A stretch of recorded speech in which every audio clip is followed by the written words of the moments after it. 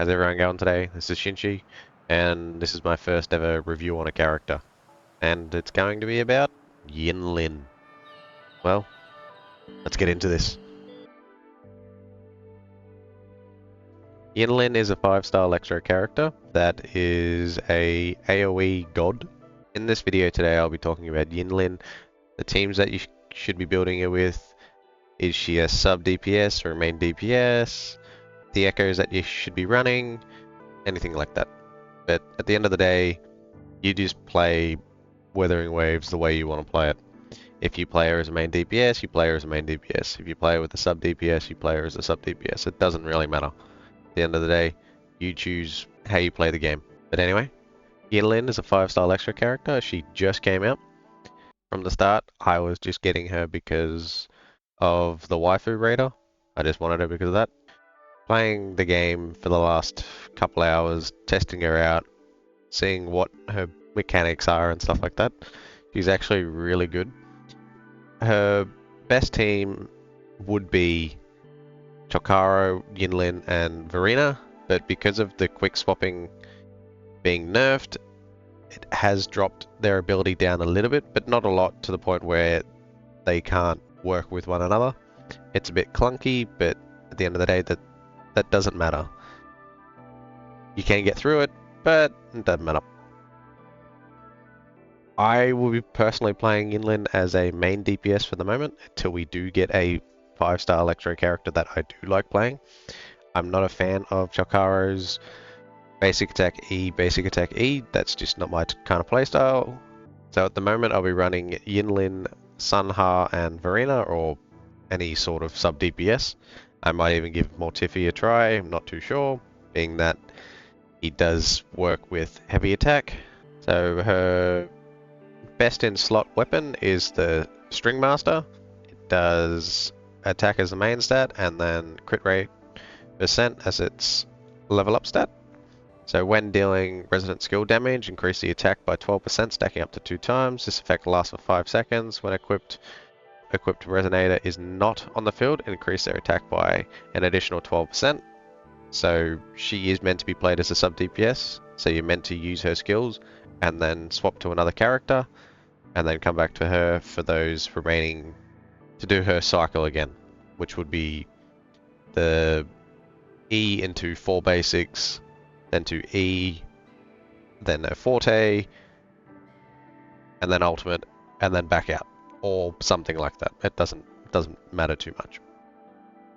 But with this 5-star weapon, even if you don't get Yinlin, this 5-star weapon is very versatile with multiple other characters. This would be perfect for Encore, being that she is a main DPS, and having that crit rate substat allows you to put crit damage on the 4-star Echo, which is extremely good. It allows you to have that extra crit damage. So when it comes to Echoes, it really depends on how you want to play her. Best in slot at the moment, being that we're only still in the game, no one's really built endgame stuff, would be the Moonlit Cloud set, because this is perfect for every sub DPS, because you're only using them for that certain amount of time. The energy regen rate upon using outro skill, increase the attack of the next resonator, is perfect, especially for your main DPS. However, I'm running the Void Thunder set because I'll be using her as a main DPS, and even with the sub DPS you'd be wanting to run this at a later date, but because it's really hard to get a build for her at this moment, especially if you're just playing it every few hours, not all the time, you just want to get the Moonlit set. It's just easier running it with a crit rate or crit damage main 4-star, and then your 2-3 stars could be either ER percent, attack percent, or electro damage. It doesn't matter too much, being that it's early game, we're still leveling up. When it comes to late game, yes, you'd want to try and get those, elemental damage bonus percentages, because It is a 10 to 15% increase compared to attack percent. I mean, that doesn't really matter at this moment in time, but it will later down the track. Every little bit counts. When it comes to her skills and what to level up first, what not to level up, in my opinion, I'm just going to level it all up. I like Yinlin. I like her playstyle. She's fun. But the best one to start off with would be her ultimate. Start leveling that one off, and then her resonant skill, forte circuit, basic attack, and then intro skill. And then another big thing, this, after using resonant skill magnetic raw, Yinlin's crit rate is increased by 15% for 5 seconds.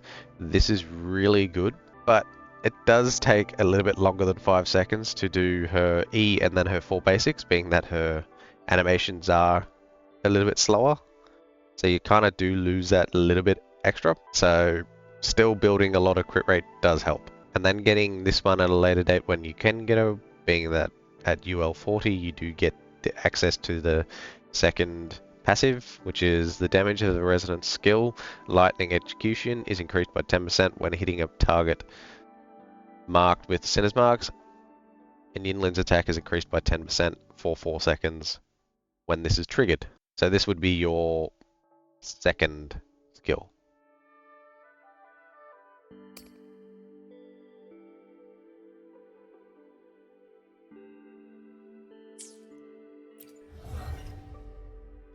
Her resonance change doesn't really matter, especially being that a lot of people are only going to be able to get one, which is fine. She doesn't need any of these. These aren't important. The most important thing is just enjoying the game for what she is. I think the biggest thing that a lot of people do hate is the fact that her animations are a bit slow, which is fine, because that they are on a she's a puppeteer, so she's clicking and then it's happening. That doesn't matter too much, especially if you are just playing her casually. But yes.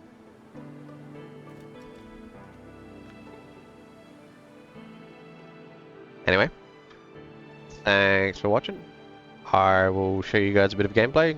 It's probably going to be some of the worst gameplay you've ever seen, because I'm not good with playing her character, playing her style yet. So, thanks for watching. Don't forget to like and subscribe. See ya! ジロジロ見すぎ。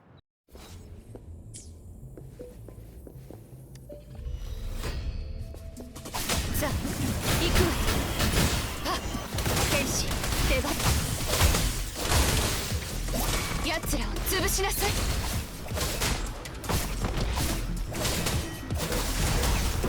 そろそろ終わりね。私の後ろに。